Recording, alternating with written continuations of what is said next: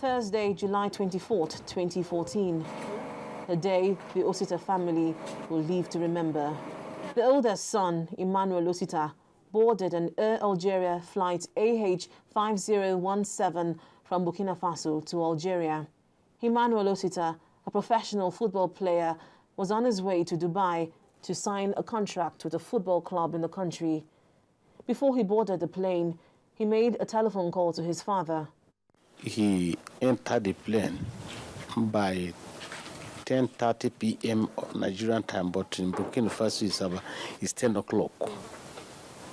He asked me to pray for him for a success and a journey mercies. I prayed for him. And after I prayed for him, he boarded the vehicle and I urged him. As soon as you touch to that Dubai, call us so that we know that you have reached. But Emmanuel Osita never got to his final destination.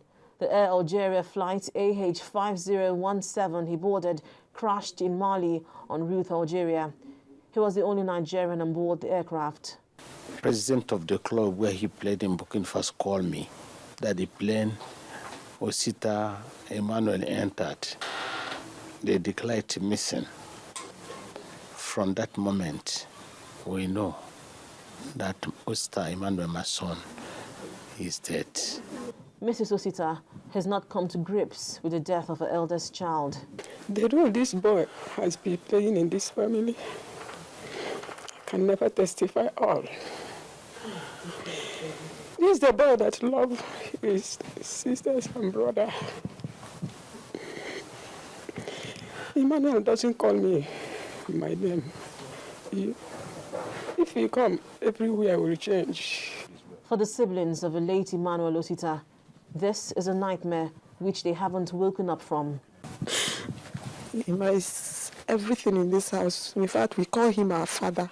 All 110 passengers and crew on board the ill-fated Air Algeria jetliner that crashed in Mali died in the tragedy. The McDonnell Douglas H-3 jet, operated by Spanish charter firm Swiftair on behalf of Air Algeria, went down shortly after takeoff from Burkina Faso on its way to Algiers. French authorities said weather conditions appeared to be the most likely cause of the accident. As the Osita family attempts to come to terms with the death of their oldest son, it's been an uphill task for them to get to the remains of their son. The family has written to the Minister of Foreign Affairs to request for assistance in retrieving the remains of their son. If they can help us to bring the dead body to Nigeria, we can go and bury him. Because as I told you before, we are financially incapacitated. Now the French government, as I said earlier, are coordinating the investigation, and also all the bodies are not being released to the families yet.